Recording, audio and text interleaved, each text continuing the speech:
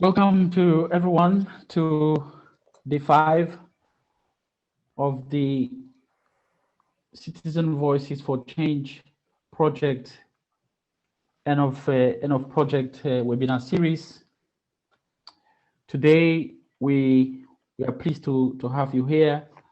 I'm Aurelian Zibine, the project manager for the project.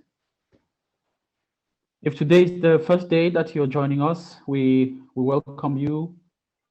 And for those who have been with us since the beginning of the week, we really appreciate the time that you've allocated, within your very busy schedules to be with us and to take part in this week's, set of discussions that we've had up to now. Today is the last day, but it's not the end of our discussions, and so we are also pleased that today we also have key guest speakers at the end, and so kindly ask you to stay with us as we proceed with today's program. So the webinar, as always, is being interpreted into French and English, so please do select the language that is most suitable for you. And the panelists and the moderator are bilingual. They can also take questions in both languages as well. So today is the 26th, and the focus of our session today will be looking at the synergies between wildlife protection and forest governance, looking at some legal aspects based on studies which we commissioned during the CV4C project to look at the linkages between what independent forest monitoring organizations are doing on the ground, but also potentially what lessons can be learned when it comes to the fight against illegal wildlife trafficking. And to follow on from yesterday, we'll also have presentations that look at the legal aspects of the fight against forest illegality. Just to go ahead, part of the work that we've done under CV4C was to also develop technologies that enable independent forest monitoring organizations to access real-time satellite-based information. We've developed this application that is called FlexWatch. It's a radar-based alert system for independent forest monitoring organizations in West and Central Africa. We will share the link to the application for you on the chat box, and please feel free to visit this link and then to find out more about how it works. We've also developed a suite of training materials because we know that many of you are interested in independent forest monitoring as a topic. We've also developed a suite of training materials that is available on the CIDT website. The material is in English and in French. If you're interested on independent forest monitoring or you want to develop training materials yourself, please feel free to visit the website. You'll be able to get the material in French and English that will give you the basics of independent forest monitoring and the key aspects. So that is an open source material for you as well. Thank you so much again for joining. And I have the distinguished pleasure to introduce William Lawyer, who is a forest management expert, 14 years of sustainable forest management expertise, but also a long experience in forest certification in the Congo Basin. He was formerly a certification manager for some private companies in Cameroon and Gabon, and for more than 6 years now, he is FSC policy manager for Africa. So I'll hand over the floor to him, and then for him to introduce the panelists, and then get us on our way today. So thank you so much, and I hope you have a nice time listening and engaging with the speakers today. Thank you. Bonjour à tous et bienvenue à la dernière journée de la série des webinaires pour examiner les accomplissements et les leçons apprises après 4 années d'exécution du projet d'observation des forêts du bassin du Congo, le projet CV4C, mis en œuvre par des organisations de la Société nationale du bassin du Congo et des partenaires régionaux et internationaux. Nous allons s'entretenir aujourd'hui sur le thème des types d'illégalité, synergie entre la protection de la faune et la gouvernance forestière. Ce thème vise à explorer les synergies entre les crimes contre les espèces sauvages et les crimes forestiers dans le bassin du Congo, d'un point de vue juridique et pratique. Sur ce thème, nous aurons 3 exposés pour présenter brièvement les résultats du projet. On aura des études Nexus menées au Cameroun et en RCA et une étude juridique régionale. Mais avant ces 3 exposés qui étaient prévus pour ces jours, nous allons d'abord avoir une présentation de M. Fils Mambouzi sur le rôle du pouvoir judiciaire de la société civile en RDC, qui n'a pas été achevé hier à cause des problèmes techniques. Mais avant les présentations, j'aimerais donner quelques modalités pratiques. En commençant par vous informer que cette session sera enregistrée et mise en ligne sur la chaîne YouTube du CIDT. Donc, chaque orateur dispose d'un maximum de 15 minutes pour sa présentation. Ça fera du bien s'ils peuvent faire moins, parce qu'aujourd'hui, on a beaucoup à faire avec la cérémonie de clôture qui va intervenir après. Et j'invite les participants à saisir les questions dans la boîte de discussion pour les questions et réponses en bas de la page du Zoom, en précisant à qui s'adresse la question. L'idéal, c'est de ne pas avoir plus d'une question par participant, car nous sommes vraiment pris par le temps. Et rappelez-vous aussi que la question doit être simple, précise et claire pour qu'on avance plus rapidement. Donc, l'objectif, c'est de répondre à un jeu de questions après les 2 premières présentations et de répondre aux autres questions à la fin des 2 dernières présentations. Donc, Ghislain va donc, on va commencer par Ghislain Fomou de la SAID, qui va exposer sur le titre « Examen des dispositifs opérationnels de lutte contre l'exploitation illégale du bois et de la faune au Cameroun ». Monsieur Ghislain, si vous êtes là, vous avez la parole. Je suis bien là. Bonjour à tous. Merci, monsieur le modérateur, et je dis merci aussi à DIT de me permettre de partager les résultats de cette étude que eux-mêmes ont financée et que j'ai réalisée sur l'examen des dispositifs opérationnels de lutte contre l'exploitation illégale du bois et de la faune. Next. Bon, la présentation sera faite, aura 4 parties, l'introduction, comme d'habitude, la méthodologie, les principaux résultats et la conclusion.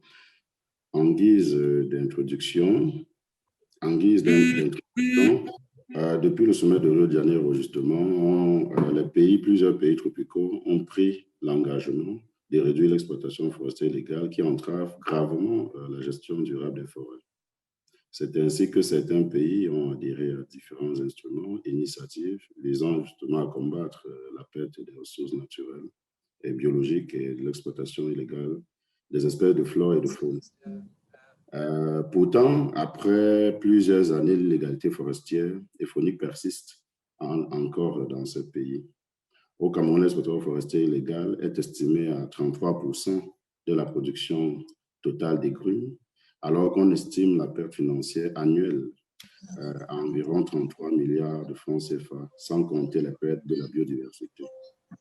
Dans un tel contexte où le Cameroun a souscrit à différents instruments au niveau international et régional et met en œuvre différentes initiatives publiques comme privées de lutte contre l'exploitation illégale du bois et de la faune, notamment l'APV, la CITES, ECOFAC, l'observation indépendante, pour ne citer que cela, il se pose le problème de l'efficacité de l'ensemble de ces initiatives sur le terrain.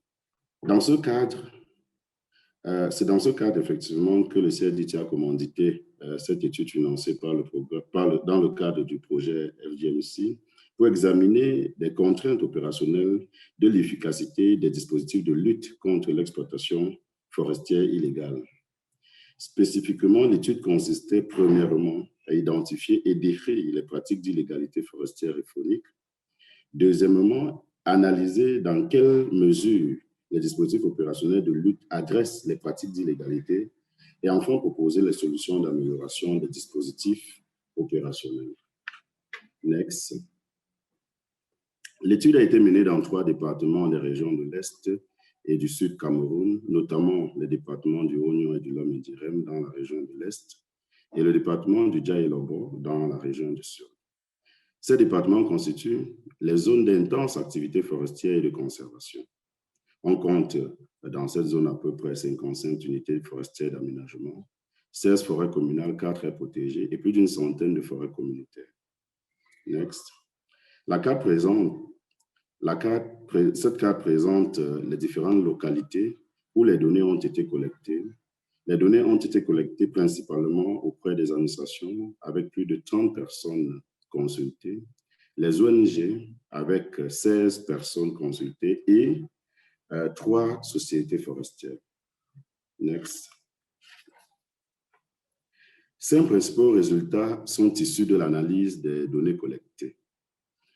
Le premier résultat auquel nous sommes parvenus est relatif à l'adaptation du dispositif de contrôle forestier et faunique aux pratiques d'illégalité observées sur le terrain.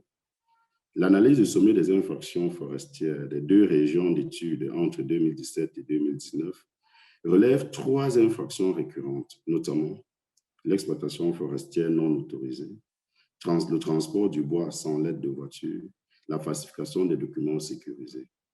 Ces infractions portent particulièrement sur l'exploitation et le transport du bois, qui pourtant n'interviennent qu'après l'obtention des titres forestiers et des permis de coupe, dont les processus d'acquisition ne font pas l'objet des contrôles suffisants. Next.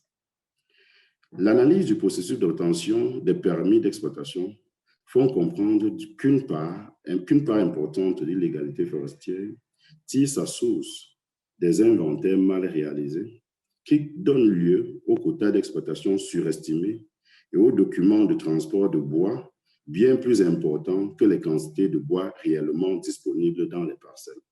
Next. Dans le secteur faunique, l'analyse des rapports d'activité de l'AGA de la période 2017 et 2019 montre des saisies importantes de tout ou partie des animaux intégralement protégés et le développement florissant des marchés de viande de brousse. De manière chiffrée, entre 2017 et 2019, l'on a recensé plus de 180 défenses et queues d'éléphants saisis, environ 2594 kg d'écailles de pangolin saisis, des crânes de chimpanzés, pythons, peaux de python, dents et peaux de léopard. Next. Il ressort de l'exploitation du sommet des infractions fauniques des régions d'études que 3 types d'infractions fauniques sont récurrentes, à savoir la détention et la circulation des espèces de faune, la capture d'espèces de faune sauvages, la chasse sans permis. Ces infractions touchent principalement les maillons transport et commercialisation de la chaîne d'approvisionnement, mais presque peu d'actions de suivi de la chasse en forêt. Le diapo suivant, la figure présente de manière un peu schématique le circuit de cette chaîne d'approvisionnement avec les principaux acteurs. Le contrôle faunique devrait permettre d'agir sur chacun des maillons de cette chaîne, allant des commanditaires, des médiateurs aux actions en forêt en direction des chasseurs et des poseurs de pièges. Il devrait permettre également de suivre les activités de chasse légales notamment au niveau du respect des quotas et animaux autorisés de chasse. Next.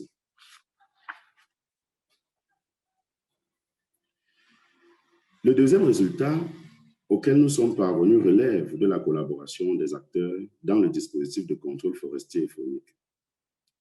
En théorie, plusieurs acteurs sont impliqués dans le dispositif de contrôle forestier et faunique, dont entre autres l'administration en charge des forêts et de la faune, les forces de maintien de l'ordre, la justice, certains partenaires multilatéraux tels que Interpol, les ONG et les communautés riveraines des forêts. Cependant, de manière opérationnelle, ces acteurs n'interviennent qu'à titre informatif ou alors sont impliqués selon la volonté des agents de l'administration forestière. Le MINFOF, quasiment seul, procède à la recherche, à la constatation des faits, à la saisie des produits indûment récoltés et à la sanction des contrevenants en impliquant presque rarement les autres administrations, ce qui pose un problème en termes d'efficacité des actions des autres. Comme le relevait un responsable d'Interpol, il disait « La complicité des agents du MINFOF est un élément qui fragilise même la collaboration que nous avons avec le MINFOF. » Il en est de même de la collaboration avec les ONG nationales et les communautés locales qui interviennent dans le suivi indépendant des activités forestières, qui fournissent plusieurs informations au MINFOF sans moindre traitement et quand elles sont traitées, très peu aboutissent à des sanctions. Et dans le secteur faunique, les ONG et les communautés sont interdits d'accès dans les aires protégées, donc ont des difficultés à contribuer à la lutte contre la chasse. Next. Le troisième point de notre analyse débouche sur la synergie entre les dispositifs de lutte contre l'exploitation forestière illégale et la lutte anti-braconnage. Bien qu'il existe une brigade nationale et des brigades régionaux de contrôle forestier et faunique censées lutter contre les deux fléaux sur le terrain, les dispositifs de lutte contre l'illégalité forestière se distinguent de ceux contre la criminalité faunique. Ainsi, on observe que les aspects fauniques sont plus suivis par les services de conservation, tandis que les aspects forestiers sont suivis par les services des forêts, qui contrôlent d'ailleurs l'exploitation des titres d'exploitation forestière. La conséquence, c'est que le contrôle faunique est très appliqué est très peu suivi dans les titres d'exploitation forestière. Cette distinction se traduit également au niveau des ONG et des communautés qui interviennent dans le suivi des illégalités forestières et fauniques.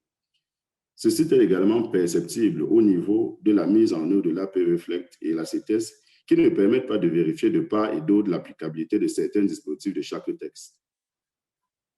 Au niveau pratique, les données collectées conduisent à conclure à une différence de traitement des illégalités forestières et fauniques. En effet, il apparaît qu'au niveau opérationnel, très peu de contrevenants forestiers font l'objet d'une poursuite judiciaire. Ceci sans doute à cause de la transaction qui est privilégiée par les contrevenants et l'administration pour régler les cas d'illégalité forestière. A contrario, les contrevenants fauniques sont dans la plupart des cas envoyés directement en justice, même si on peut déplorer de temps en temps des procès relativement longs, y compris dans les cas de flagrant délit. La collaboration entre les ONG nationales et les ONG internationales et les ONG nationales fait l'objet du quatrième point ressorti de notre analyse des dispositifs de lutte. Un regard sur les dispositifs de lutte permet de relever que les ONG nationales et les communautés sont plus impliquées dans la lutte et le suivi des activités forestières illégales comparativement au contrôle des activités fauniques illégales. En effet, le suivi indépendant des forêts est principalement exercé au Cameroun par les ONG nationales en collaboration avec les communautés. Ceci est principalement lié à la forte collaboration entre certaines ONG internationales et la multitude d'approches d'observation indépendantes développées impliquant les ONG nationales et les communautés. L'exemple du projet CV4C montre le degré, le niveau d'implication des OSC nationales dans le suivi des activités forestières. A contrario, on observe une faible implication des ONG nationales et des communautés dans la lutte anti-braconnage, dû à plusieurs facteurs. L'intervention directe des grandes ONG internationales sur le terrain en collaboration avec l'administration en charge des forêts et de la faune, l'absence d'approche d'observation indépendante de la faune impliquant les ONG nationales et les communautés et la restriction de l'accès des ONG et communautés à certains espaces d'intérêt d'application de l'observation indépendante, notamment dans les aires protégées. Ce défaut de collaboration et d'intervention des ONG et communautés dans le secteur faunique fragilise les actions de contrôle en amont de la chaîne d'approvisionnement des produits fauniques.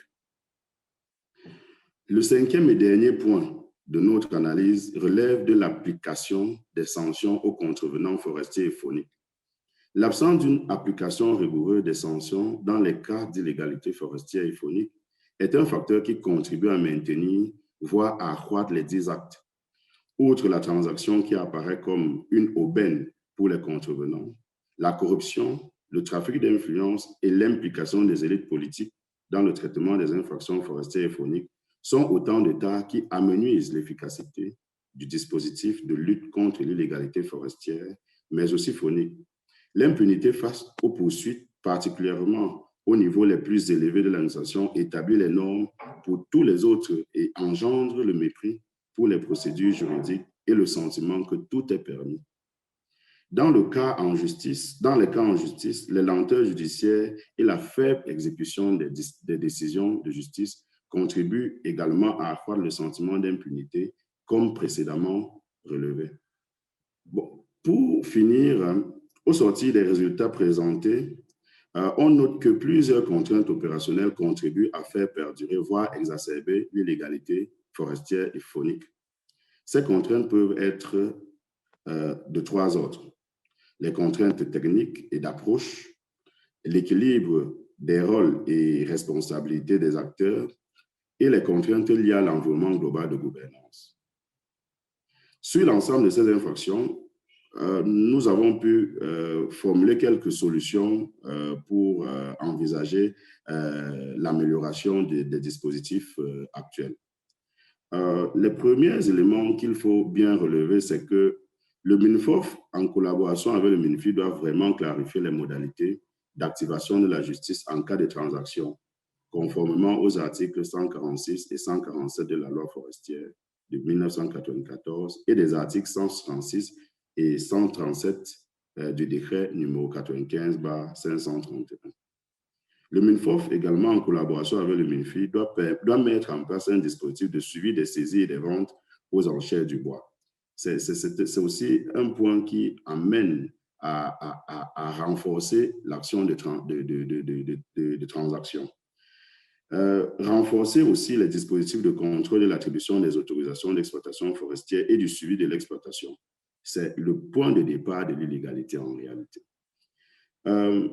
Next.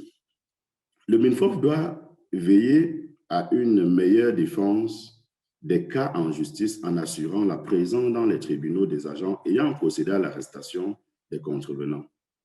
La société civile doit renforcer la surveillance des petits titres forestiers, de la saisie et la vente aux enchères du bois.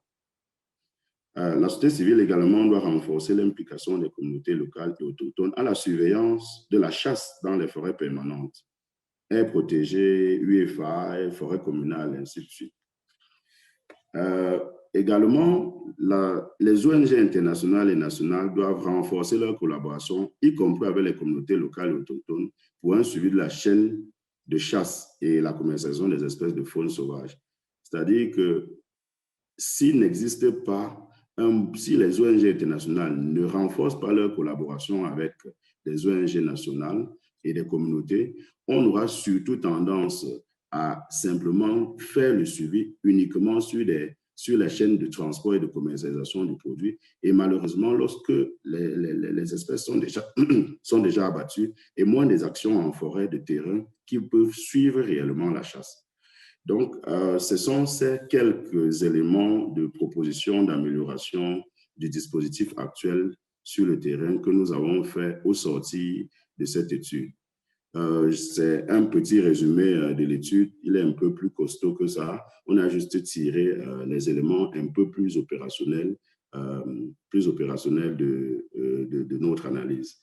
Je vous remercie pour votre bienveillante attention. Merci Ghislaine, merci pour cette présentation. J'invite les participants à saisir les questions dans le chat box questions et réponses. Je vois déjà les questions là-bas. On va répondre aux questions après au premier jet de questions, après la présentation de Monsieur Bienvenu Kemanda Yogo, qui va passer. Je vois que Samuel Guifo est là, mais on va passer chez Bienvenu d'abord, avant de revenir à Samuel Guifo. Donc, il va présenter sur l'exploitation illégale de la faune et du bois en RCA, lien, origine et finalité. Merci beaucoup, Willy, de m'avoir donné la parole et bonjour à tous les panélistes et bonjour aussi à tous les participants. Au fait, l'étude Nexus sur l'exploitation illégale de la faune et du bois a été commise par le Centre international pour la formation et le développement, le CIDT. Et nous avons été sélectionnés pour mener cette étude-là. Le plan de notre présentation se présente comme suit. On va présenter le contexte. On va aussi présenter les objectifs, la méthodologie, les origines de ces exploitations illégales, que ce soit de la faune ou du bois, les liens et les convergences, les destinations et les finalités. Et enfin, nous allons conclure. Next. En ce qui concerne le contexte, cette étude l'étude Nexus sur le trafic illégal a été commanditée par le Centre international pour le développement et la formation, le CIDT, qui est une institution spécialisée dans le renforcement des capacités. Et c'est dans le cadre de projet RALF, renforcement de l'application de la loi forestière, que cette étude a été sollicitée. Next. Cette étude est une réponse qui soutient d'une part les engagements de la conférence de Londres de 2014 sur le commerce illégal de la faune, dont les objectifs sont comme présentés.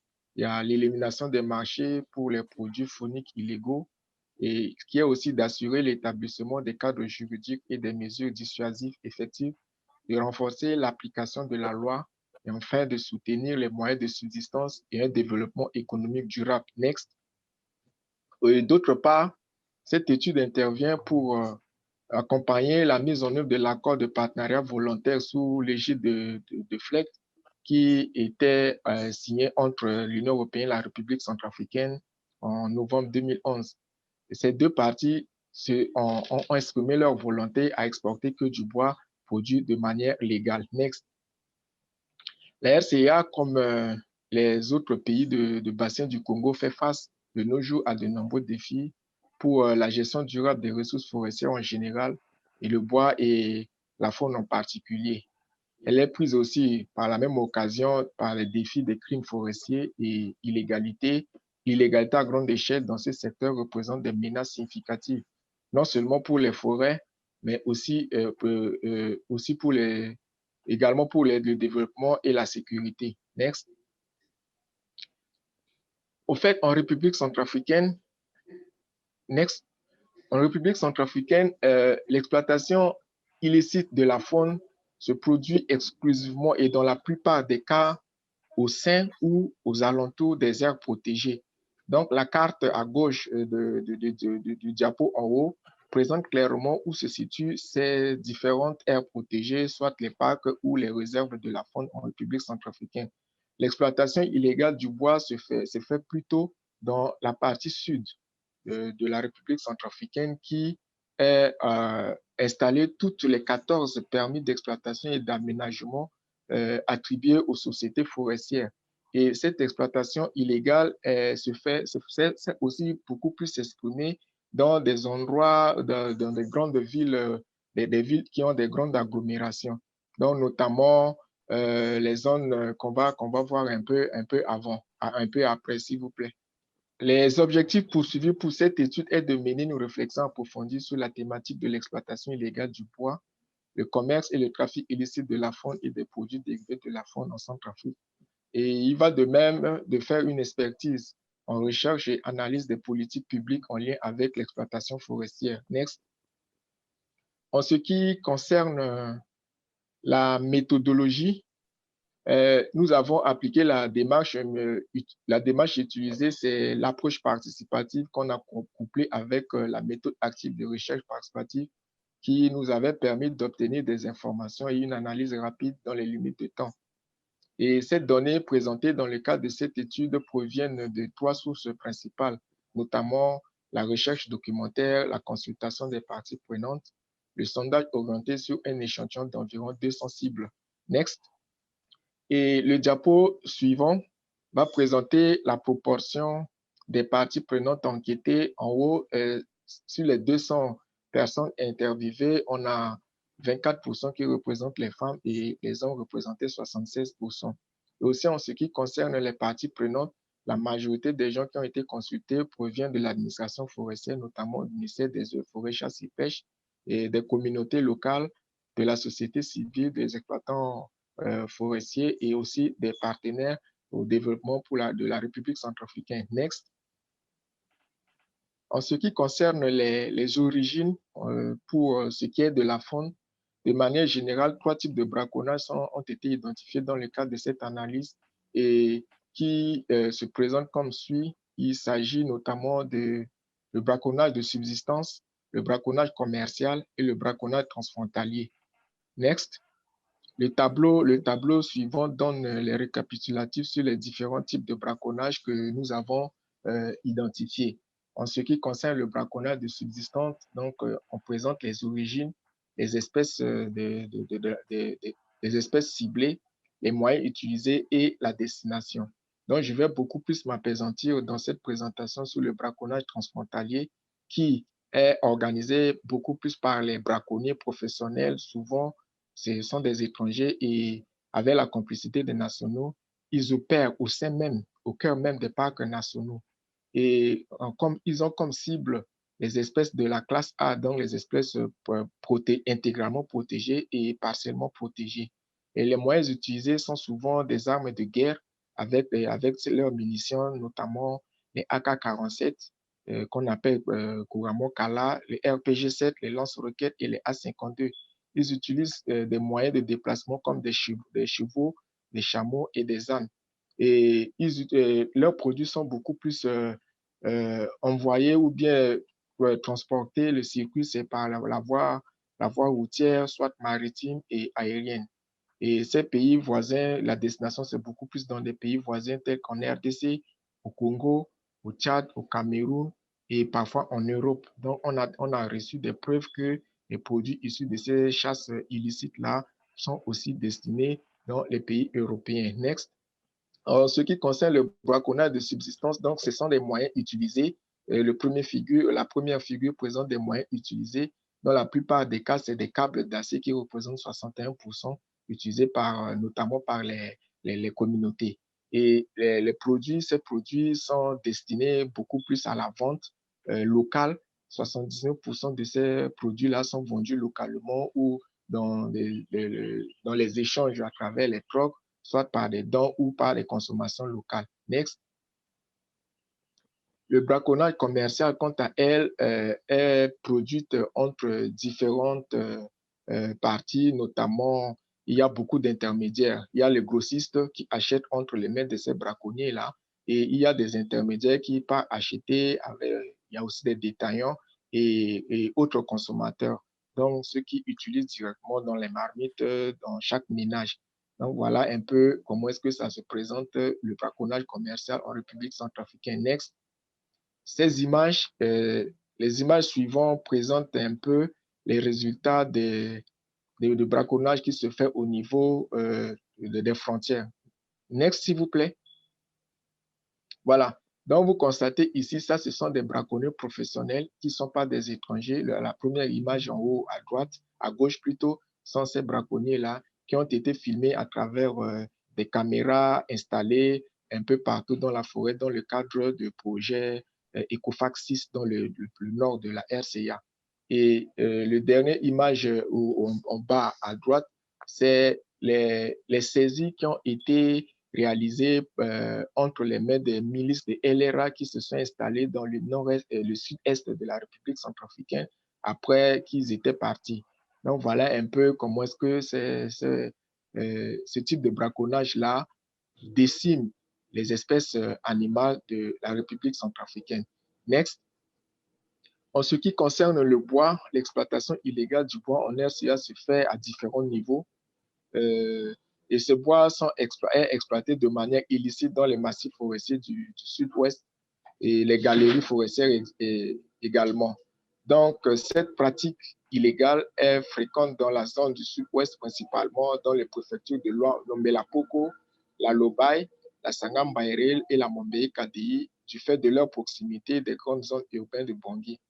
Elle est aussi fréquente dans la préfecture de Kémo, de Luam et de Mboumou.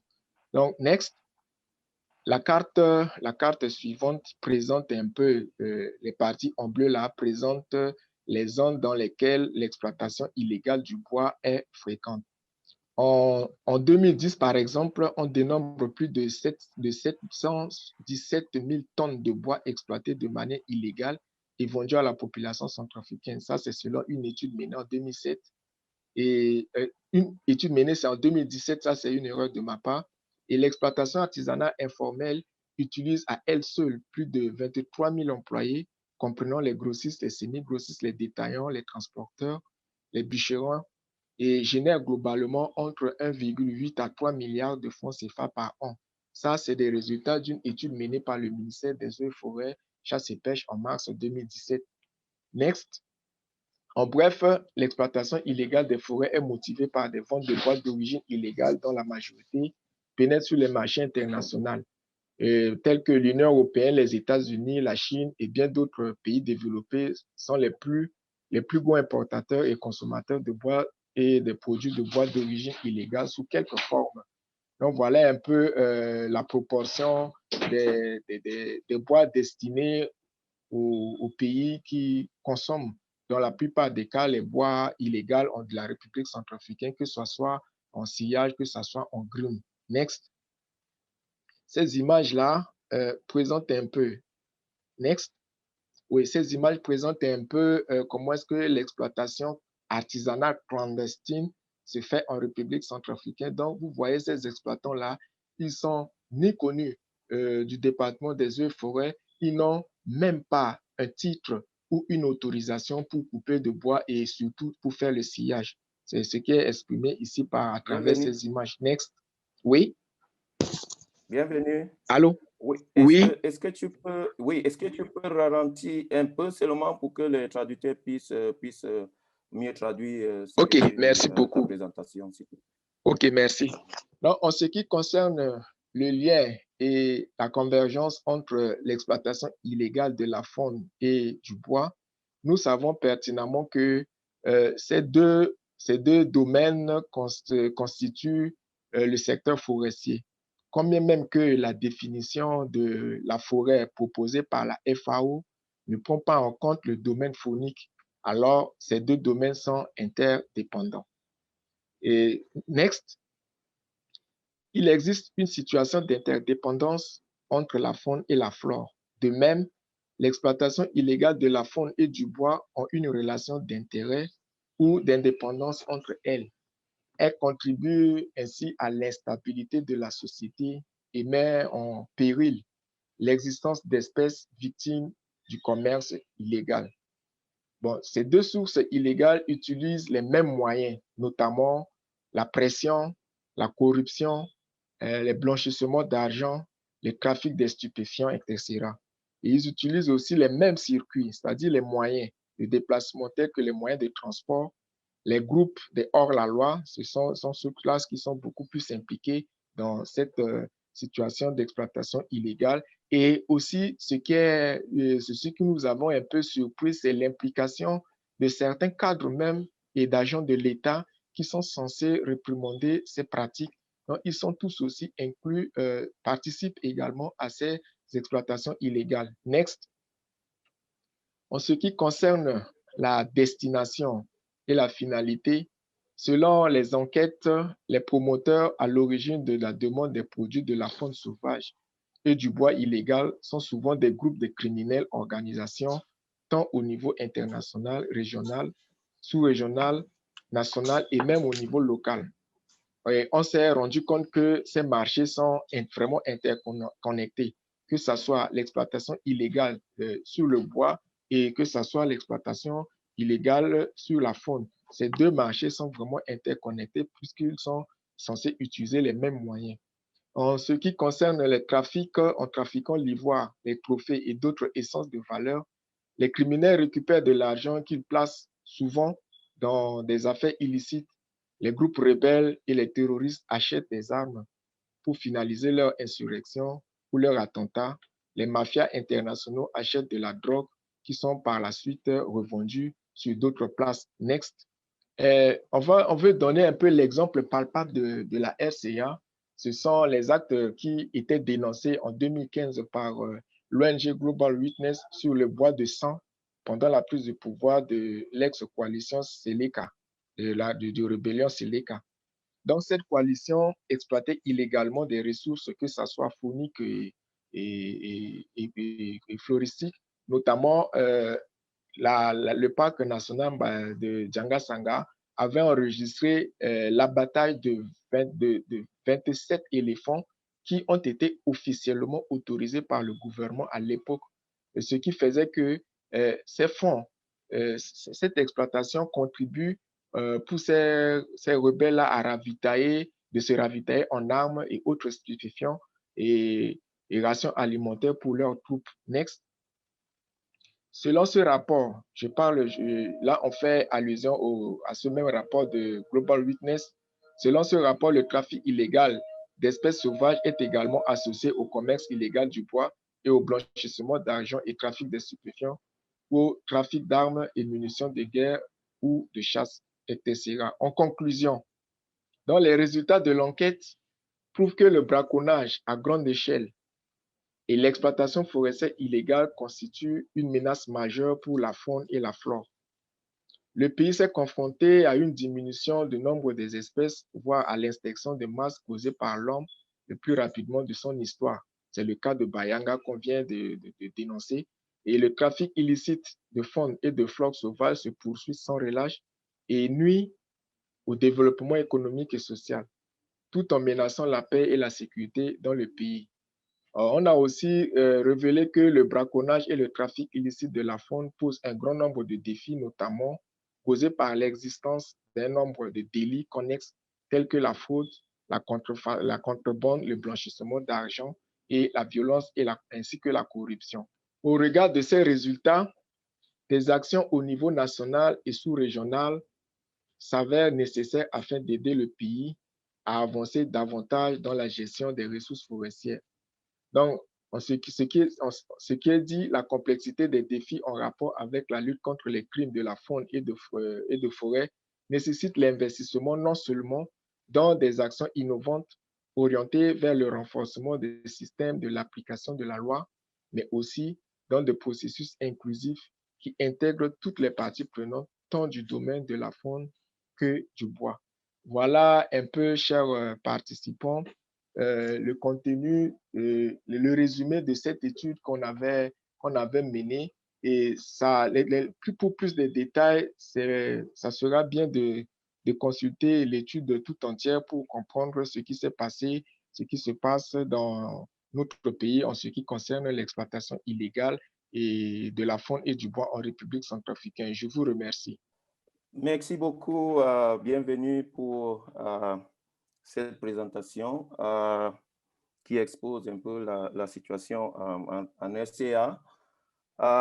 Nous allons passer aux questions et réponses. Je vois, on a quelques questions ici. Après les questions et réponses, on va recommencer avec les présentateurs qui n'avaient pas pu. Donc, on va répondre les questions que j'ai ici s'adressent à Ghislaine. la première question, quelle est la méthodologie et l'étude de l'étude? Quelle a été sa durée? Ghislaine, est-ce que tu peux... Monsieur Nganchu qui demande, qui pose la question. En termes de méthodologie, nous avons plus utilisé des enquêtes et l'exploitation de certains documents des contrôleurs, le sommier des infractions dans les principales régions, et également les rapports d'activité et des dénonciations des organisations qui travaillent sur des questions de lutte contre l'exploitation forestière illégale et de la faune. Donc, ce sont ces deux éléments principaux-là qui ont été utilisés pour pouvoir ressortir les principaux résultats. Merci Ghislaine pour ces réponses-là. J'espère bien que ça satisfait M. Nganchu. La prochaine question, question d'Albert Mylène qui pose la question, est-ce que de savoir si vous avez observé l'exploitation des espèces floristiques CITES dans votre zone d'étude? Oui, justement, c'est de l'analyse du sommet des infractions forestières. On voit clairement que dans certaines zones, il y a une pression importante sur certaines espèces CITES, notamment par exemple le Bubinga, dans le département du Dja-et-Lobo. Mais comme l'essentiel de notre analyse n'était pas forcément de ressortir les types d'espèces forcément trop recherchés, mais c'était de comprendre les types d'illégalité en réalité qui étaient pratiquées. Comment est-ce que ces infractions étaient qualifiées pour pouvoir essayer d'établir les liens entre le dispositif de lutte qui est en place et cette pratique d'illégalité qui fait cours, et voir s'il y avait une corrélation entre est-ce que les dispositifs de lutte permettaient vraiment d'adresser les infractions telles qu'observées sur le terrain.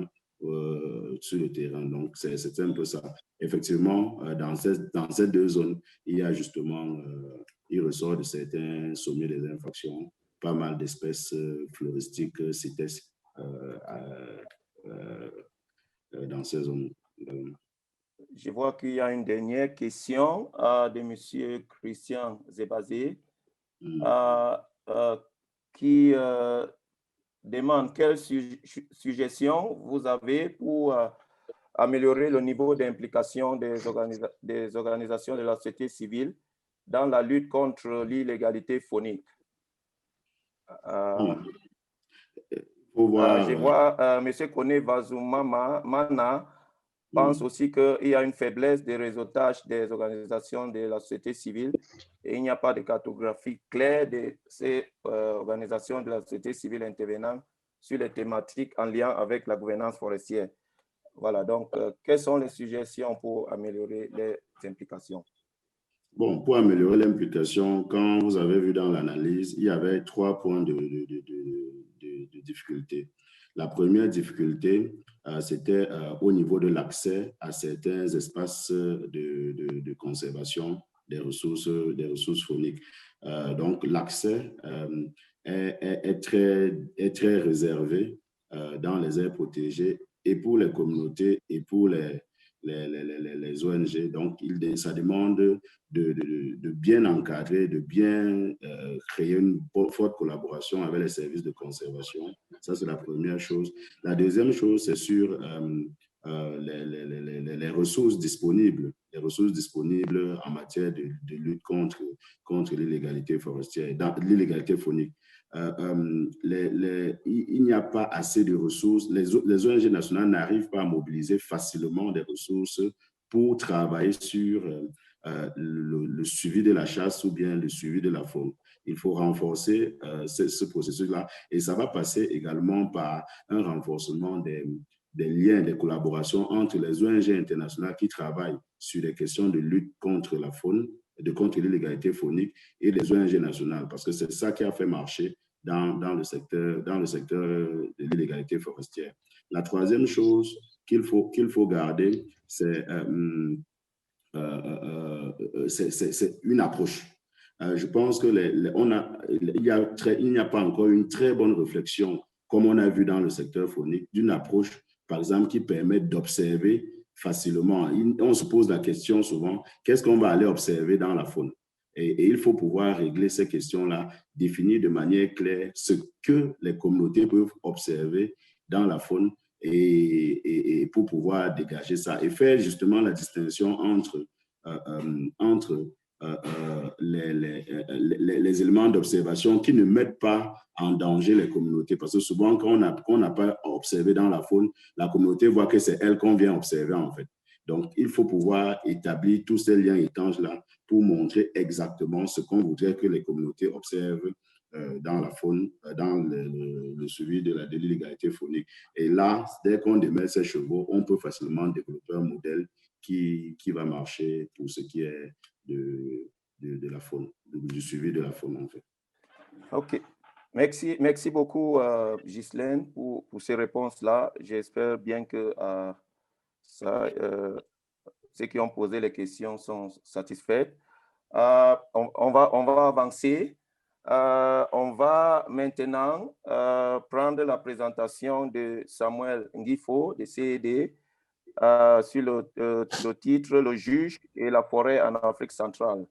Pourquoi les opérations illégales persistent dans cette région ?» Monsieur Samuel Ngifo, vous avez la parole. Merci beaucoup. Et bonjour à tous. Je m'excuse de n'avoir pas été là au début. J'ai eu quelques problèmes de connexion à partir de là où je suis. La présentation que je fais, c'est un résumé, une présentation brève d'une étude qui a été conduite en Afrique centrale, donc RCA, République du Congo, Gabon et Cameroun.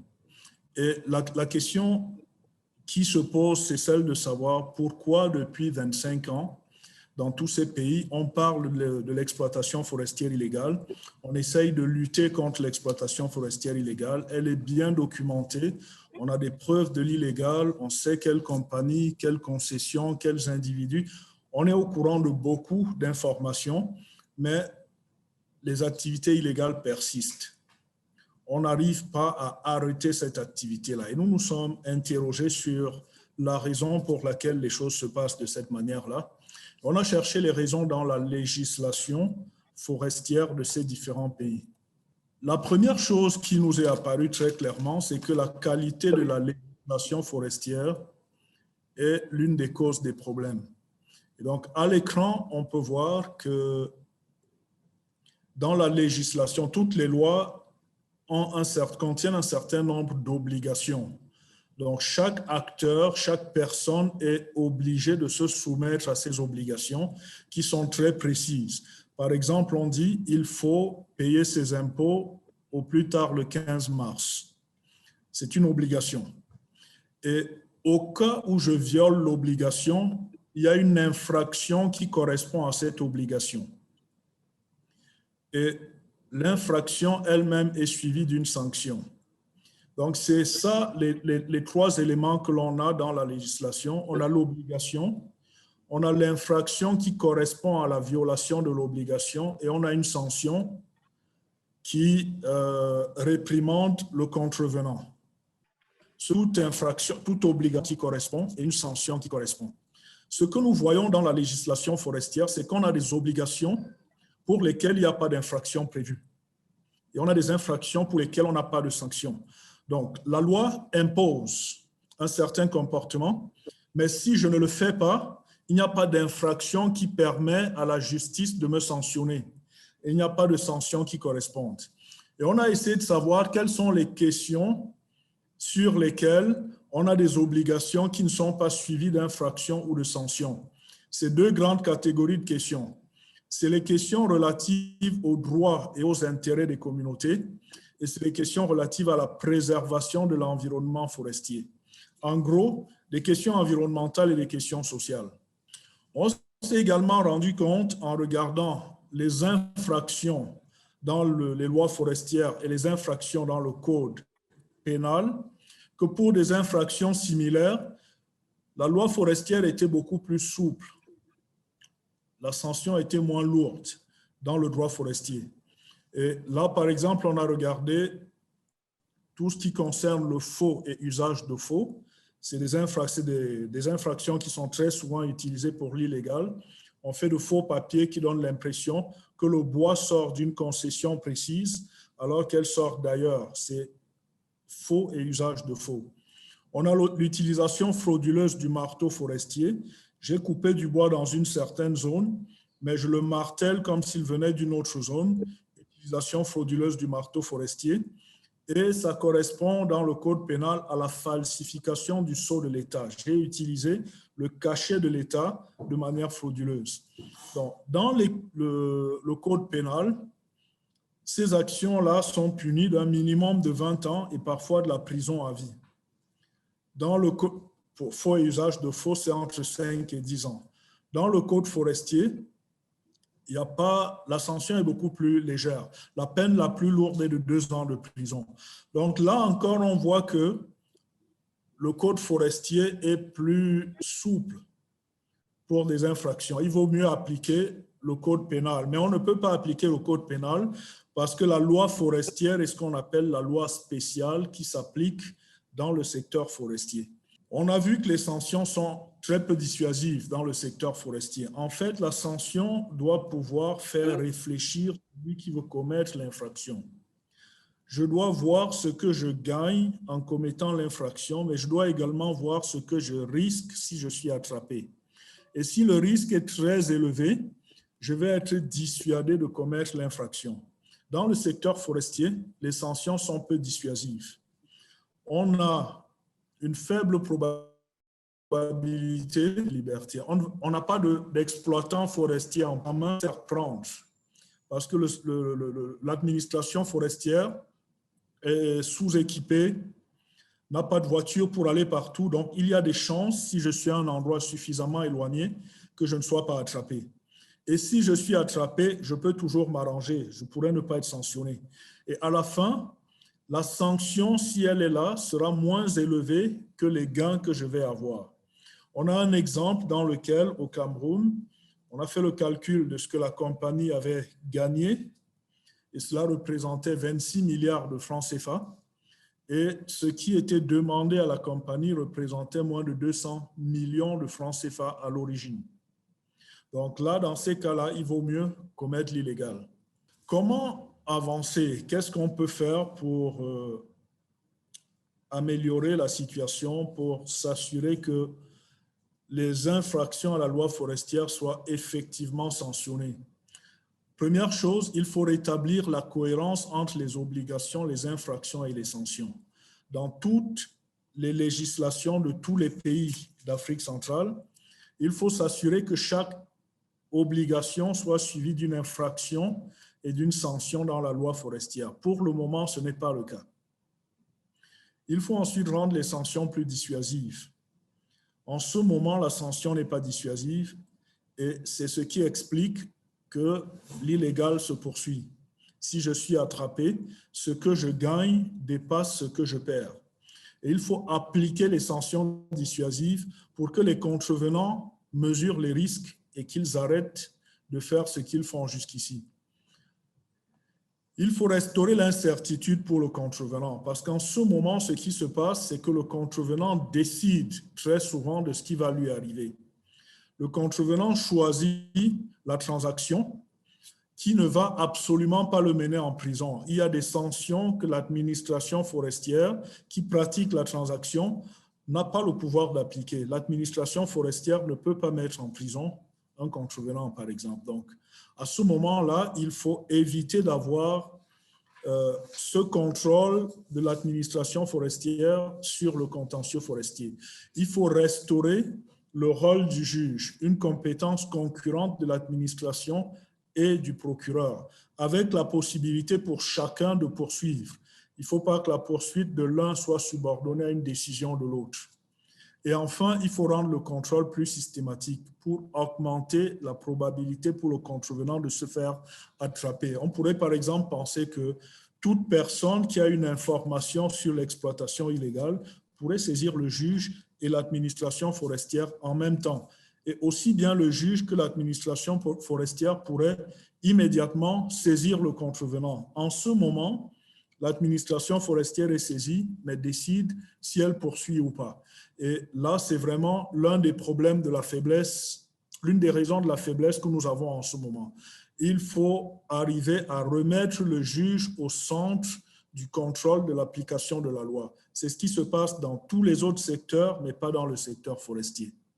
Voilà, en résumé, l'étude a été conduite comme je l'ai dit, dans 4 pays d'Afrique centrale. Il y a une étude nationale et il y a une synthèse sous-régionale. Ce que nous présentons, c'est juste un résumé qui est également une interpellation qui a pour but d'attirer l'attention de ceux qui travaillent sur les réformes des législations forestières pour qu'ils regardent avec attention cette question-là et qu'ils la mettent à l'ordre du jour dans leur pays. Je vous remercie pour votre attention.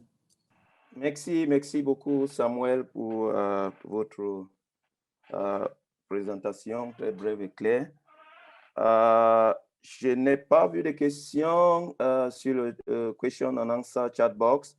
Je rappelle aux participants de saisir vos questions dans le chat box, questions et réponses.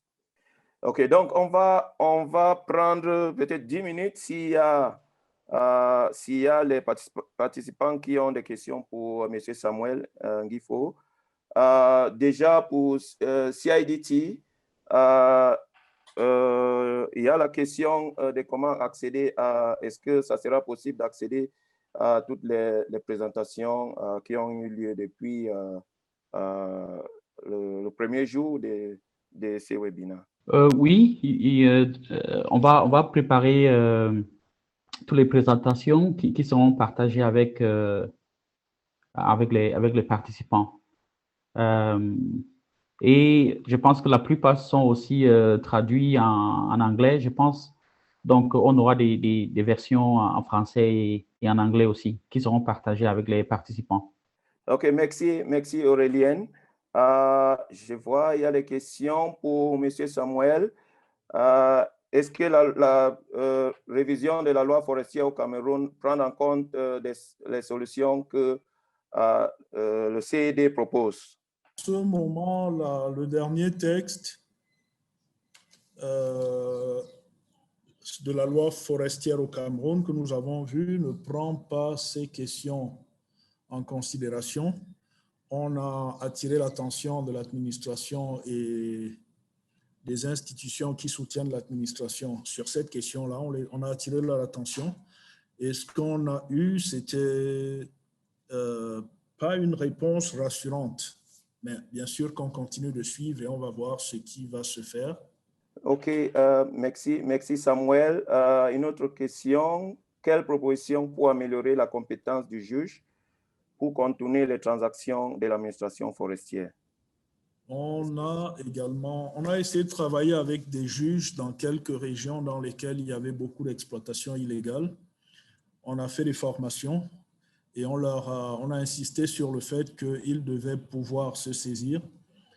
Et les réponses qu'on avait, c'était la loi ne nous en donne pas le droit et de toutes les manières, on ne peut pas le faire parce que ça donnera l'impression qu'on empiète sur les compétences du ministère des Forêts. Donc, quelle solution?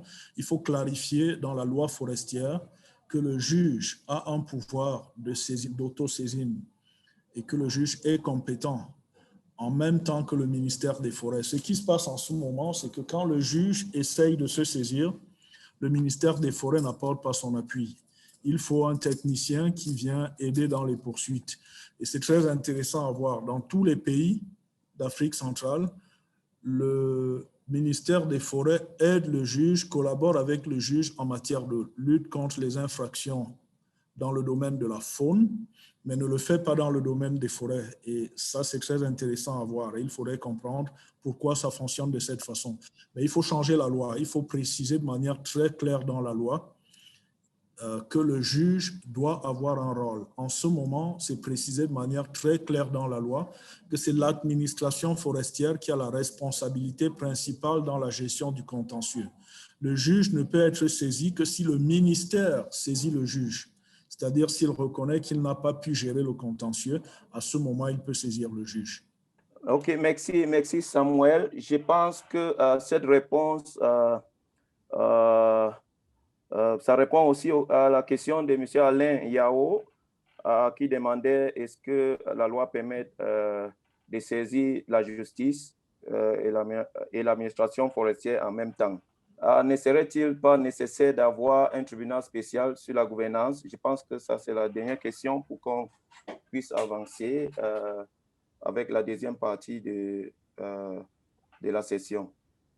Donc, M. Samuel, ne serait-il pas nécessaire d'avoir un tribunal spécial sur la gouvernance forestière et la faune? Est-ce que vous avez quelque chose à dire par rapport à ça? C'est un risque à chaque fois de dire s'il y a un secteur, il faut un tribunal spécial dans le domaine.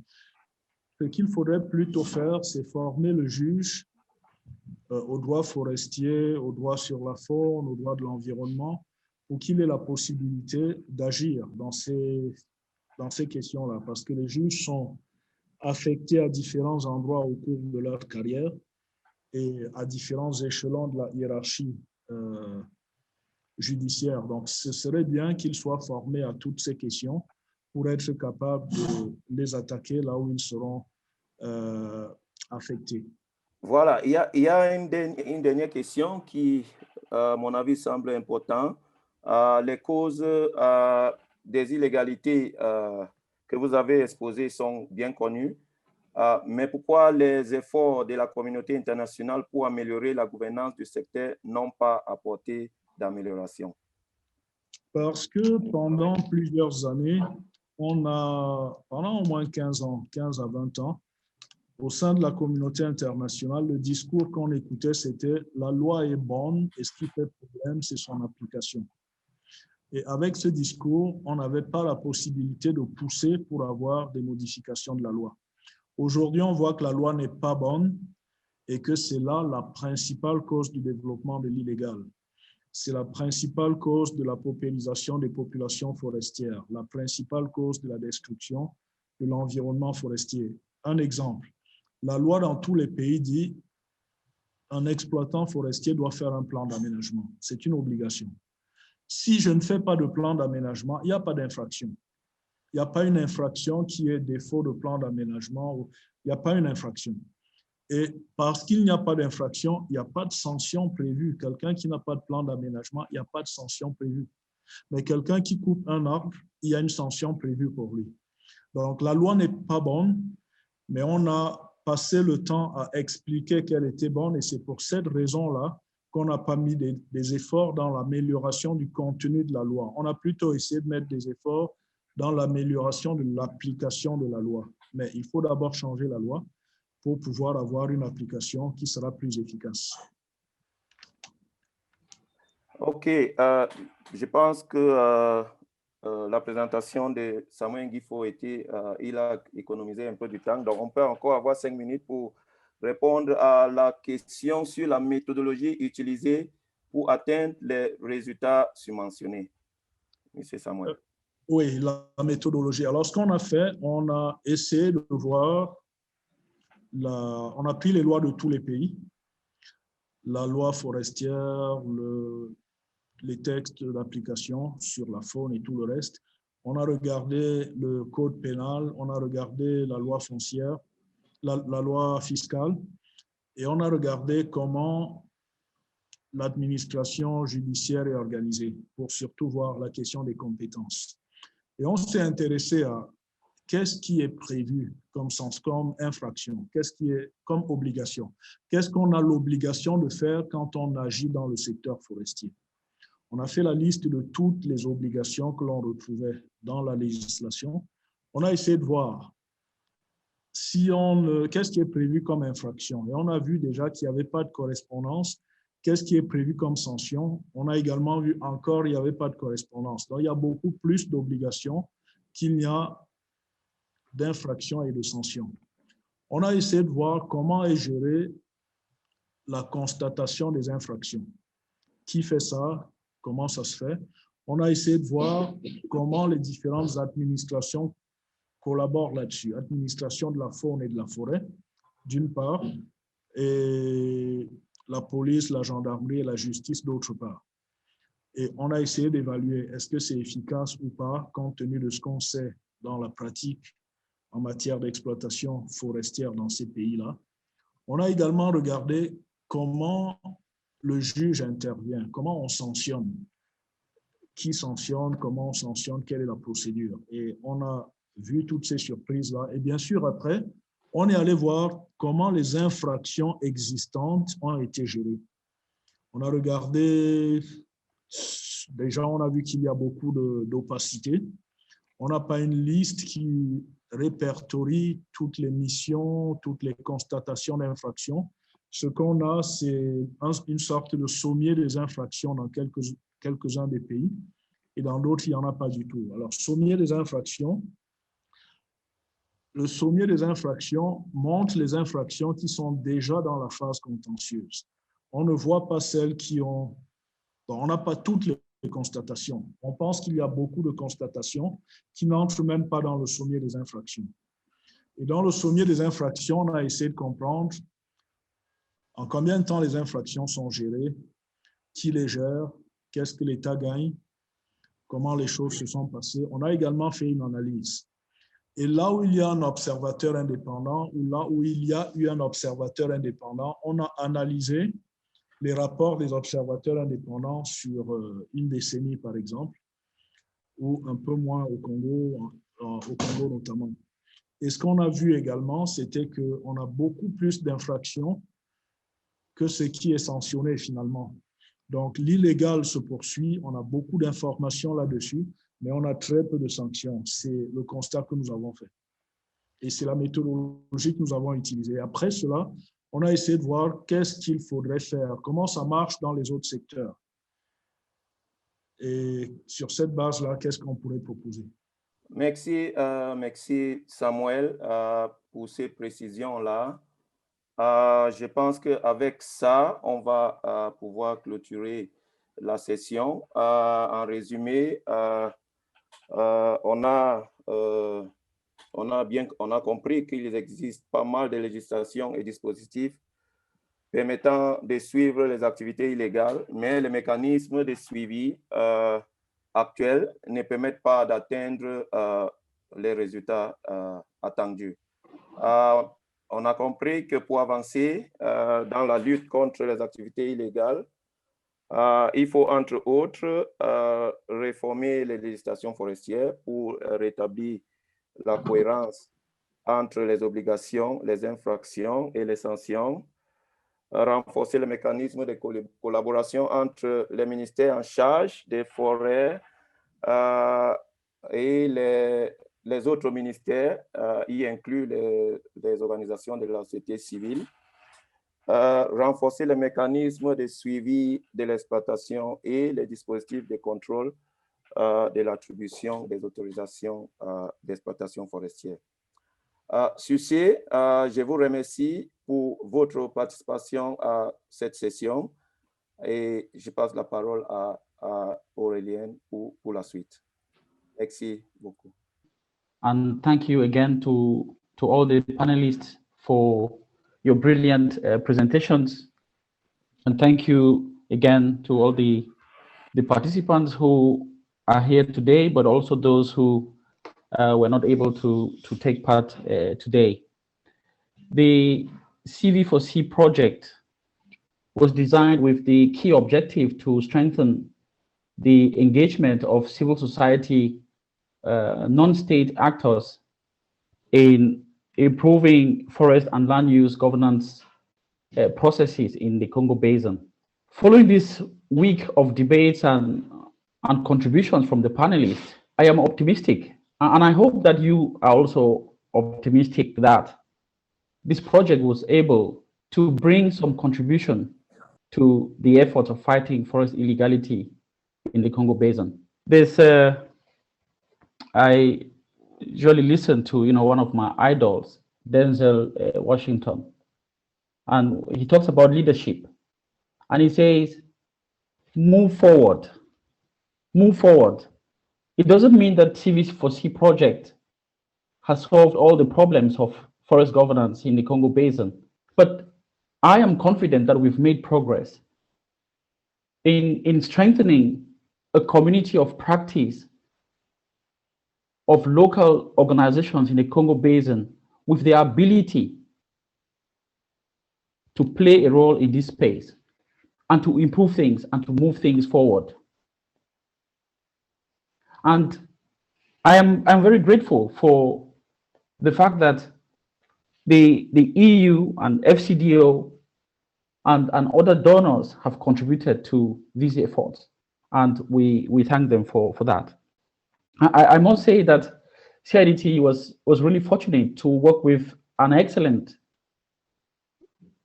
a group of excellent organizations in the Congo Basin, but also internationally. And one thing that is also very pleasing to me is also that when you look at the leadership in these organizations, in terms of the project managers, out of the 7 local organizations, 4 of the project managers were women. And I must say that it is a lesson for projects going forward. When you have that level of leadership in projects, it works. Because the level of commitment, I must say, as a project manager, was exceptional from these organizations. So I'm very grateful for that. Having worked with an excellent team here at CIDT, my colleagues Ella, Richard, Abiba, Sarah, and all the colleagues who are in the background that you'll not typically see. So I'm very grateful for that. And today I also want to take the opportunity, and I am confident that the head of center at CIDT will thank the partners.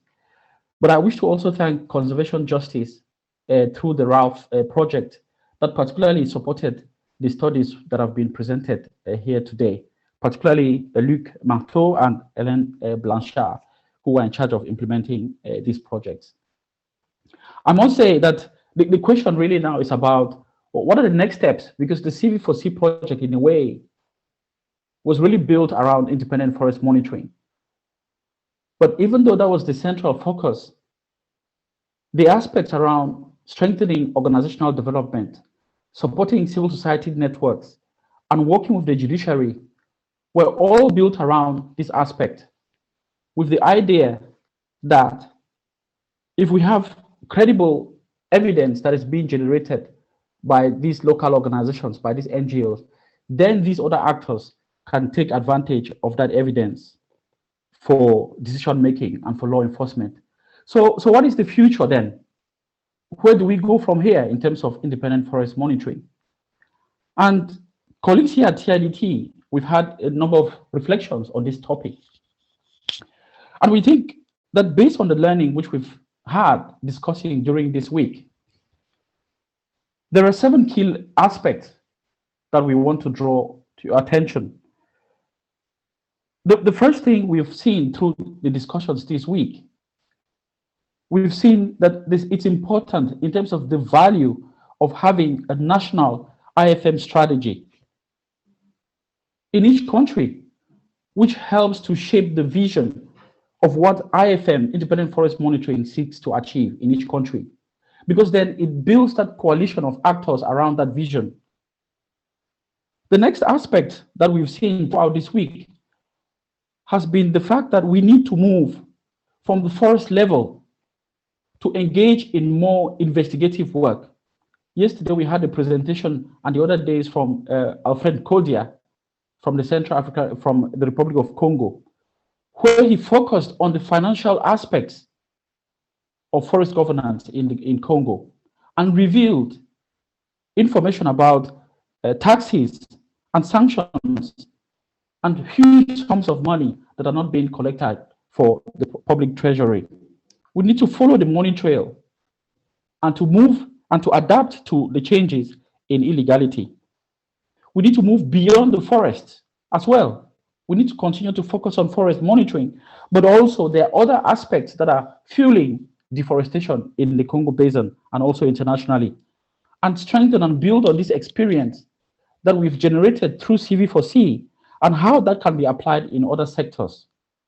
For example, administration, looking at legality in what the administration does, looking at social and environmental obligation, REDD+, zero deforestation commitments, NDCs, mining.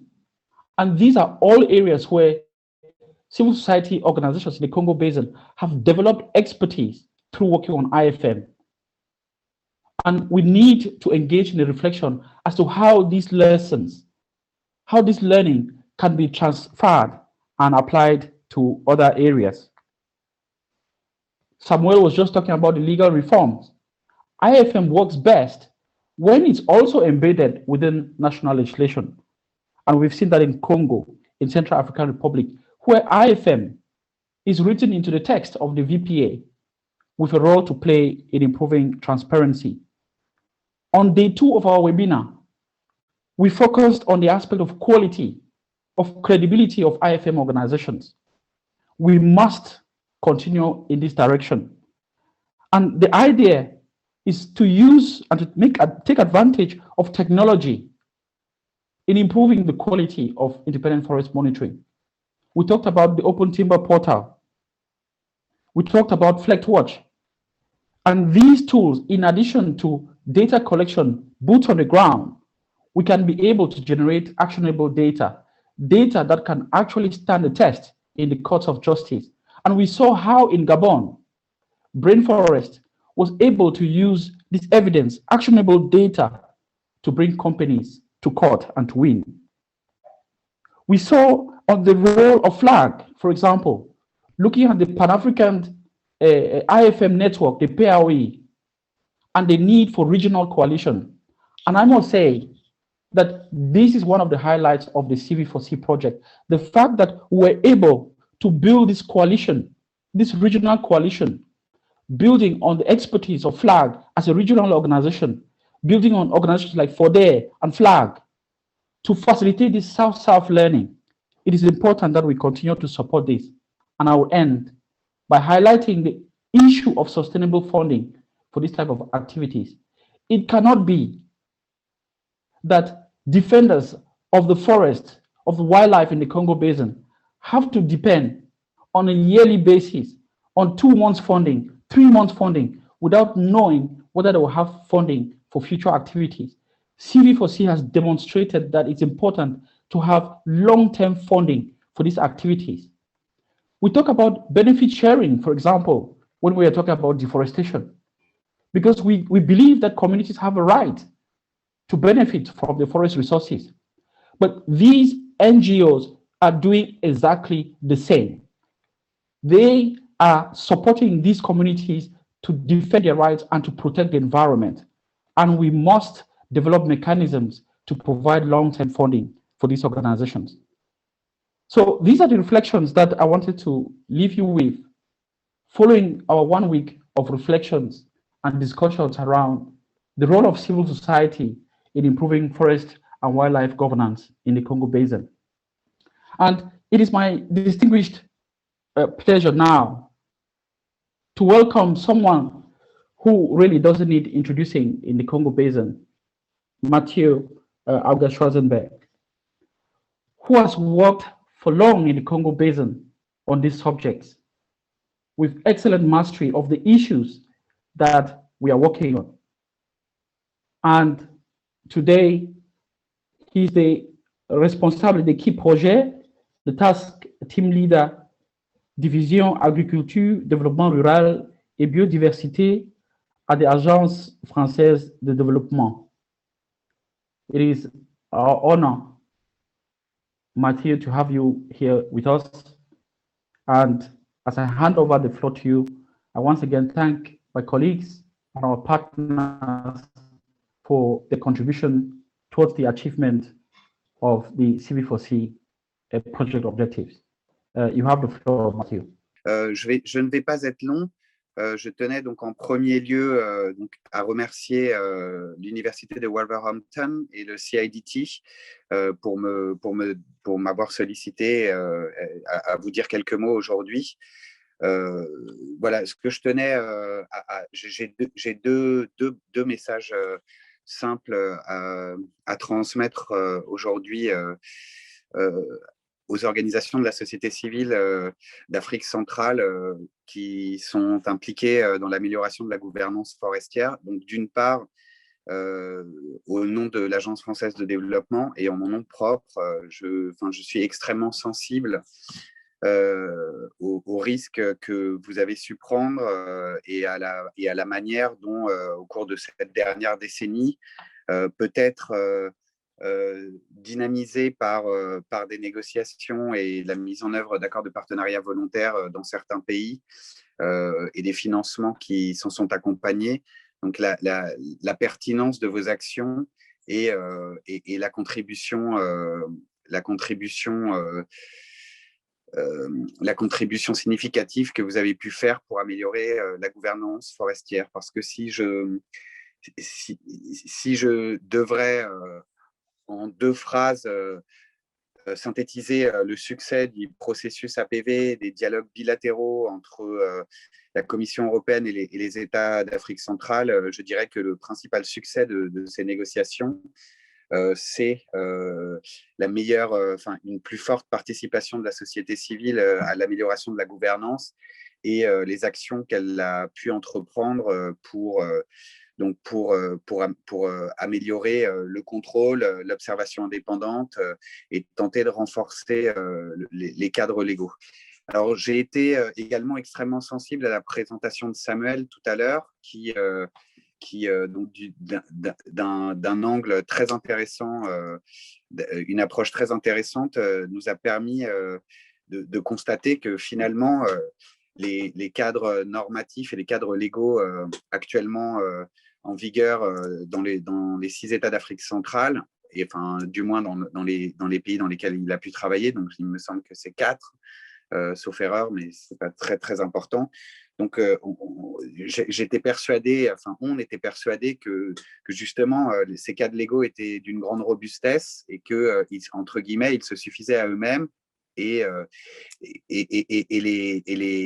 les contraintes et les obligations faites aux soumissionnaires aux appels d'offres pour l'attribution de concessions forestières, qui donc exigeaient la publication d'un plan d'aménagement et leur mise en œuvre, finalement, selon son analyse, et que j'entends parfaitement, sont insuffisantes. Et finalement, effectivement, il y a peut-être encore un important travail à mener pour justement remettre le juge, effectivement, et le code pénal au cœur du sujet forestier. Donc, je note, pour moi, c'est une idée que je note et que je note avec grande attention.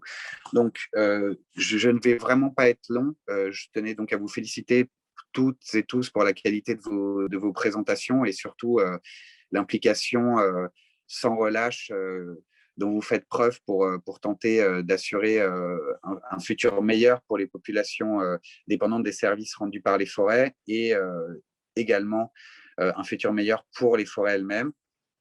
Et donc, je tenais, et je remercie le CIDT de m'en offrir l'occasion. Donc, je tenais à vous informer que l'Agence française de développement a été sélectionnée par la Commission européenne pour poursuivre la poursuite des APV FLECT dans différents pays. Pour l'Afrique de l'Ouest, le Ghana et le Libéria, et pour les pays d'Afrique centrale, le Cameroun, la République centrafricaine et la République du Congo. Donc, pour ces 5 pays précités, l'Agence française de développement poursuivra, si on peut s'exprimer ainsi, l'action entreprise depuis 10 ans par le programme FAO-EU-FLECT pour soutenir les actions des organisations de la société civile. Et donc, la Commission européenne, à travers l'AFD, financera via des appels à projets dont vous serez tenus informés. Nous pensons lancer la première série d'appels à projets au second semestre 2021. Donc, la Commission européenne, via l'AFD, à travers ce mécanisme d'appel à projets et de sélection de propositions, financera un certain nombre d'activités qui finalement recouvre les champs du CV4C.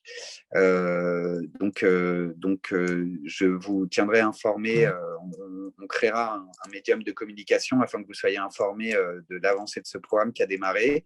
Et on se rapprochera de vous également pour faire une première analyse des besoins et que vous nous expliquez, puisque c'est vous qui finalement êtes les acteurs de ce renforcement de la gouvernance, que vous nous disiez quelles sont les priorités pour ces différents pays. Voilà, donc je redonne la parole à Aureliane.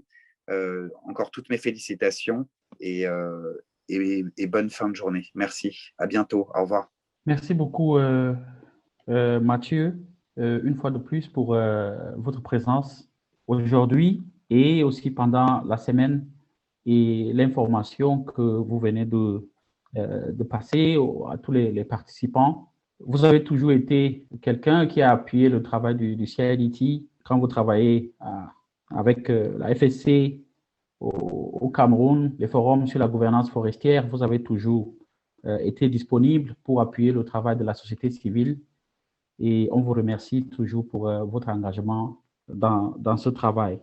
J'ai le plaisir et l'honneur aussi d'introduire le chef du centre de l'université de Wolverhampton, le chef du CIDT, professeur Philippe Dayden, qui va nous donner le mot de clôture de notre webinaire. Phil, lui, l'élément d'intérêt pour les forêts du bassin du Congo, ayant commencé l'un des premières formations en foresterie au Cameroun avec l'école des eaux de Balmayo. Plusieurs personnes ne connaissent pas cette petite histoire. Et depuis lors, nous avons eu des projets en Afrique de l'Ouest et en Afrique centrale. Et lui, il a toujours été vraiment intéressé et il soutient avec tout son cœur, si je me permets de dire ainsi, les efforts que nous essayons de mener dans la sous-région. Et c'est vraiment le plaisir pour moi de lui donner la parole pour ces mots de clôture. Phil, vous avez la parole. I'm sitting here with a tie on, and you might think, why am I sitting at home wearing a tie? And I just want to explain that having seen those very upsetting photographs earlier this morning, I went to my wardrobe and pulled out my black tie. This is a tie with African elephants on. I don't know if you can see it, but I always wear elephant ties. And I put this on. This is a black tie that I wear to funerals. I was very upset seeing those photographs this morning. But I'm wearing this in solidarity with you all. Firstly, thanks very much, Aurelian, for inviting me to say a few closing words. And I want to start in a participatory manner, actually, in the usual CIDT way, and asking if at the end of 5 days you'd like me to give a long speech or perhaps a short speech. The long one is twice as long as the short one. And I'm going to guess that you'd like me to give the short one here. So here it is. And it's very simple. Thank you. I hope this also gives me a little bit of time for the long one. So thank you very much. Seriously, though, I would like to say a little more by way of reflection. Let me start by saying thanks to our Vice Chancellor, Professor Jeff Leyer, for joining us and urging us this week to take time to both reflect on the achievements and to celebrate them. Over the last 5 days, I've been listening and reflecting. Indeed, these last 5 days have forced me to reflect on the journey many of us have been on for the past 15 years. Back in 2007, my colleague Des Mahoney, who's online with us today, and I were contracted to undertake a short annual review of the small DFID illegal logging program being managed by a certain John Hudson, someone many of you have heard of and some of you who know very well. He was working with a certain Hugh Speechley at his right-hand man. The total value of this 3-year illegal logging program was about 5 million. Overall, Des and I were very impressed with the program, and in our annual review report, we made a number of recommendations. One of them was that to be really successful and sustainable, capacity development to empower actors operating in tropical timber producing countries should be a component of the illegal logging program. The following year, this time with Jane Guano and Gavin Jordan, we again undertook the review of the program, and we included much of the same recommendation that capacity development should be a key part of the program. I'm pleased to report that John took us very seriously, and he asked us to map out what we thought was required by way of capacity development, and proposed that this might form a component of the follow-on much larger £25 million illegal logging program. John also challenged us to design a detailed capacity development course. What followed in 2010 was our first 4-week UK-based course called Improving Forest Governance, the IFG course as it became known. This was conducted in both French and English at the Telford campus of our university. And then we roped in Aurelian to help us communicate with our French participants on the program. In the following year, this expanded to a 6-week course with simultaneous French translation. Indeed, this course was conducted for a further 4 years, with the final year being a 3-way translation with a group of Spanish-speaking participants from across Latin America joining us. In total, over 200 participants attended our UK-based IFG courses, and we're very grateful to the many organisations who sponsored participants onto them, notably DFID, now the FCDO, the EU and the FAO.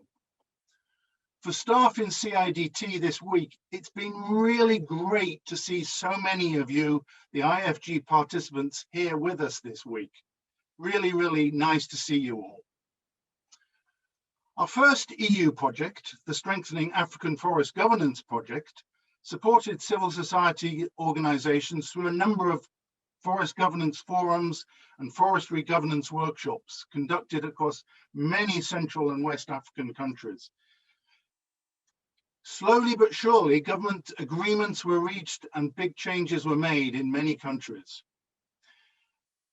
As we heard on Monday, in 2016, our Vice-Chancellor, Professor Jeff Leyer, and I had the pleasure of celebrating 30 years of CIDT work in Cameroon and the closure of our Congo Basin VPA implementation, championing forest people's rights and participation program. While we were there, we formalized a link with Chang University in Cameroon for the teaching of forest governance with Professor Chamba. I have very happy memories of working with him on that. At DFID, after John Hudson retired, Penny Davis came in, really big time to support everything we were doing. She was very keen on capacity development of civil society organizations and the IFG course. She really understood our approach. Penny very much believes in community-based forest management, and she worked really hard to create the new £100 million DFID Forest Governance Markets and Climate Programme. The EU funding has been there over the long term. It was Thomas Pichet, who we had earlier this week, then at EFI, who encouraged us to really try for the EU support for the Congo Basin Partnership. Our partnership with Fern for this has of course been key, but thank you Thomas and thank you Fern. As we've heard through the 5 themed webinars this week, since 2016, the highly successful CB4C program has very much continued to take a capacity development approach. The many successful results of the program that Ella Haruna outlined on Monday set the scene for what's been a fantastic week of presentations and useful discussions. I was going to try and list out some of the highlights and some of the key points from the week. I realized that this would make it a very long speech. Instead, I would like each and every one of you, I would invite you to put your own personal highlights and any key learning points you've had this week into the chat box. Please share them in the usual way that we do in CIDT. Halfway through this week of webinars, 11:56 on Wednesday, Franz put a note into the Zoom chat web box for all panelists. I read it. It was a very interesting note. It read, "Very interesting presentations, but there's a lot to think about and a lot more to talk about here. I really hope we can continue this discussion soon in other frameworks." Thank you, Franz. I completely agree with you. Let's look to future occasions when we can have further discussions. We have so much to learn from each other. Looking ahead, however, perhaps we need more than discussions. In my opinion, we also need a lot more work on the ground. Work on the ground to decentralize natural forest management control to local levels and support law enforcement for sustained natural resource management. To maintain and protect as many trees and woody perennials as possible in landscapes throughout the world. Simply to plant more trees. We need to reverse the decline in biodiversity that threatens us all. We especially need to halt the decline of many important primates across the Congo region. And perhaps I should add in, hearing this morning, elephants to that as well. We also need research and funding to help us achieve all of this. As our new Congo program starts up, we have a lot to look forward to. The overall aim of our new program is to combat climate change, biodiversity conservation, and the economic well-being of forest-dependent communities. The key components will be including training, development of further forest monitoring methodologies for forest and wildlife monitoring, advocacy, promotion of community rights. We also seek to generate research and best practices and to promote the use of evidence for decision-making on fighting forest and wildlife illegality and other land use crimes. The project will also support work with a national forestry school to deliver the forest governance curriculum. Looking ahead, we are busy preparing a bid to the COP26 at Glasgow later this year. Collectively, especially as a result of this week, we have a very strong story to tell. And it's my sincere hope that some of you will be there with us as part of telling this story to a much wider audience. This story needs to be told to many. I want to finish with a few words of thanks. I've had the privilege of listening to the many excellent presentations made this week, and this has been a real personal pleasure. Indeed, I know all the staff in CIDT feel the same way as I do about this. In development work, it's individuals who make the difference.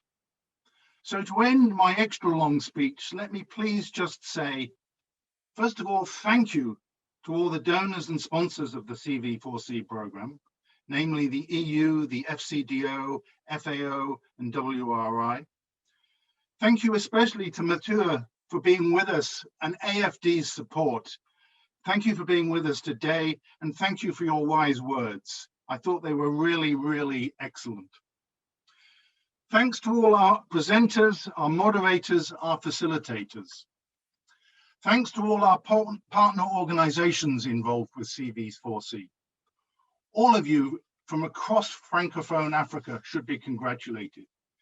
Many of you have put your hearts and souls into this work. Your passion for the work you are doing is absolutely amazing. We at CIDT have been really humbled and feel truly privileged to be a part of your important story. Thank you all to my really great colleagues in CIDT involved with our forestry and wildlife governance work. Special thanks to Aurelian, Ella, Richard, Sarah, Danny, and Habiba for all their work on the CV4C program. Thanks also to Dawn, Haley, Mandy, and Vicky for all their good administrative work on this program. People you never see, but a lot of work is done by them. A huge personal thanks also to Des Mahoney, Rafsana Begum, who really pushed some of the early gender work, and the late Jill Edbrook for all their good work on several earlier programs.